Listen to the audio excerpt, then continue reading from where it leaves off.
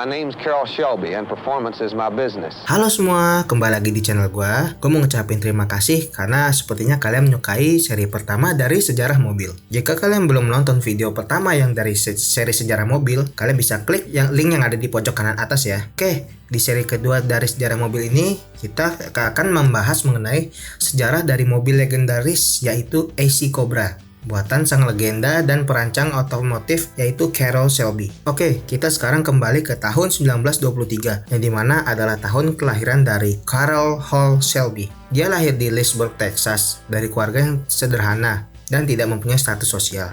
Ayah Carroll hanya bekerja sebagai tukang pos dan ibunya hanya bekerja sebagai ibu rumah tangga. Carroll dari kecil sudah memiliki penyakit jantung yang serius, hingga akhirnya ketika dia sudah mulai remaja, Carroll memberanikan dirinya untuk mengikuti perlombaan go-kart. Dan dari sinilah minatnya untuk dunia otomotif dan pemesinan mulai kelihatan nih. Hingga akhirnya terjadilah Perang Dunia Kedua yang dimana Carroll Shelby diwajibkan untuk mengikuti pelatihan militer dan diajari sebagai pilot pesawat jet oleh Angkatan Udara Amerika Serikat. Setelah dia pensiun dari Angkatan Udara, Carroll mulai mengadu nasib tuh dia mencari pekerjaan baru. Dia mencoba sebagai supir truk sampah, lalu bekerja di tambang minyak, sampai akhirnya dia mendirikan peternakan ayamnya sendiri yang ternyata cukup menguntungkan buat dia. Sampai akhirnya bisnis itu bangkrut pada tahun 1952, Carroll mulai mengejar mimpinya, yaitu dengan menjadi pembalap mobil profesional. Dia meminjam mobil milik temannya di Angkatan Udara yang waktu dia dilatih sebagai pilot, yang bernama Ed Wilkins. Nah, temannya itu meminjamkan mobil kepada si Carroll, yaitu mobilnya MGTC Roadster sebagai mobil balap tamanya di lintasan. Singkat cerita aja, MGTC adalah mobil yang berasal dari pabrikan Inggris yang sekarang namanya sudah berubah menjadi British Motor Corporation atau yang disingkat sebagai BMC. Dari sinilah Shelby berhasil memenangkan perlombaan yang pertamanya, mengalahkan mobil-mobil yang performanya jauh lebih tinggi dibanding mobil MGTC yang digunakan oleh si Carroll itu. Hingga orang-orang mulai mengagumi bakat dari si Shelby. Hingga akhir tahun 1952, Shelby sudah berhasil mendapatkan 4 piala kejuaraan hanya dalam 1 tahun. Setelah banyak memenangkan kejuaraan, pada tahun 1960, penyakit yang diidap Carroll waktu kecil itu balik lagi atau kambuh lagi. Penyakit jantungnya sehingga dia harus pensiun dari dunia balap. Tapi perjalanan Carroll tidak sampai di sini. Setelah dia pensiun dari dunia balapan sebagai pembalap profesional, dia kemudian membuka sekolah mengemudi untuk para calon pembalap dan berusaha mengembangkan mobil balap buatannya sendiri. Pada tahun 1961, dia mendengar bahwa AC, pabrik mobil asal Inggris, kehilangan supplier untuk mesin mobil mereka yaitu S Bristol Roadster. Dari sinilah dia melihat peluang besar untuk menciptakan mobil balap buatan Amerika untuk mengalahkan mobil buatan Eropa yang saat itu sedang berjayanya adalah Ferrari. Lalu Carroll menawarkan kepada AC apakah mereka mau membuatkan mobil modifikasi dengan mesin V8 atau V8, dan akhirnya AC pun setuju asal mesin yang digunakan cocok. Oke, karena Carroll adalah fans berat dari Chevrolet, dia pergi dong ke Chevrolet dengan menawarkan ide-idenya, tetapi Chevrolet itu menolak karena tidak mau menambahkan persaingan antar Corvette. Corvette adalah salah satu mobil sport roadster milik Chevrolet sendiri, jadi tuh Chevroletnya dia pinter nih, dia nggak mau nih nambahin saingan dia. Dan tiba-tiba Carroll tuh mendengar bahwa Ford sedang membuat rancangan mobil balap sebagai saingan dari Corvette, dan akhirnya ya udah tuh si Carroll akhirnya sepakat bekerja sama si Ford. Nah, setelah sepakat, lalu AC mengirimkan mobilnya ke garasi milik Carroll di California, dan dari sinilah AC Cobra generasi pertama atau Mark I lahir. Sebuah kombinasi dari desain bodi yang ringan dari Inggris dan mesin yang luar biasa bertenaga kencang dari Amerika. And Ford agreed to help me build a new sport car I call the Cobra.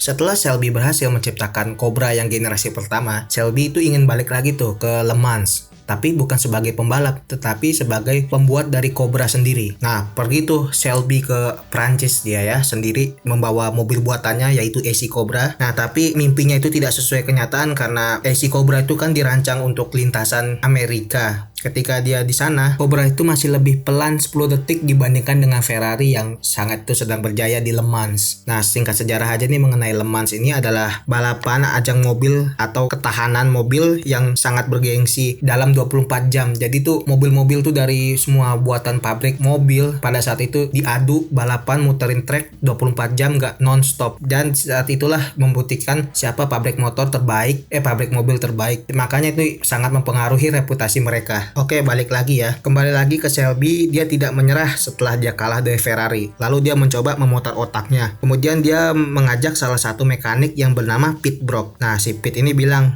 tenaga besar tuh tidak akan cukup jika mobilmu tidak aerodinamis. Lalu si Pete Brock ini merombak semua desain dari SI Cobra yang sebelumnya untuk membuat model yang lebih aerodinamis. Setelah selesai proses pengerjaan desain ulang dari Cobra yang versi sebelumnya yang Mark I itu, Shelby melakukan uji coba terhadap Cobra di Daytona Cup yang berlokasi di Riverside International Raceway. Mobil ini dikendari oleh pembalap profesional yang bernama Ken Miles yang berhasil mencetak rekor tercepat untuk mobil Cobra, yaitu 3,5 detik dibanding Cobra yang sebelumnya. Akhirnya usaha Pete dan Carroll pun berhasil. Lalu pada tahun 1964 lahirlah Shelby American sebagai tim balap mobil yang kembali lagi ke perlombaan Daytona Cup yang melawan banyak brand mobil lain seperti Porsche, Lotus, Alfa Romeo, dan tentu saja Ferrari. Dan akhirnya Cobra berhasil mengalahkan Ferrari dengan kecepatan maksimal 180 km per jam. Dari sinilah Carroll memutuskan untuk membuat Cobra jauh lebih kuat dan lebih cepat lagi. Sehingga dia bekerja sama lagi dengan Ford yang kemudian membuat desain baru dari Cobra dengan menambahkan mesin yang lebih besar, lalu melebarkan fender untuk roda belakang yang jadi pakai roda yang lebih lebar, dan grill yang dibuat lebih besar agar udara banyak masuk ke mesinnya sebagai pendinginnya. Dan juga sudah menggunakan suspensi per agar lebih mudah dikendalikan.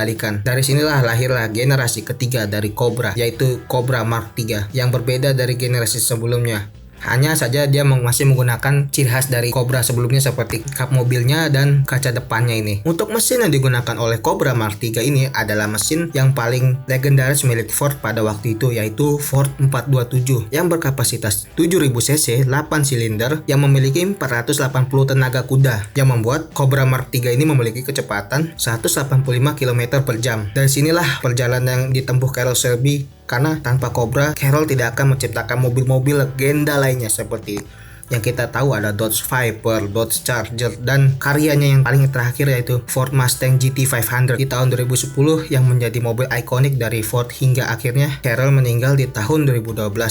Rest in peace buat Carroll Shelby. Dia meninggal di umur 89 tahun. Oke, sekian aja video sejarah singkat tentang sejarah dari SI Cobra dan sejarah dari legenda otomotif Carroll Shelby. Semoga video ini menambah wawasan kita mengenai dunia otomotif lebih luas lagi. Gue minta maaf jika ada informasi yang kurang atau kelebihan. Jangan lupa untuk komen juga mau mobil apa yang gue bahas di video berikutnya. Dan jangan lupa untuk subscribe biar nggak ketinggalan video yang menarik dari channel gue. Sampai ketemu di video gue berikutnya ya. Dah.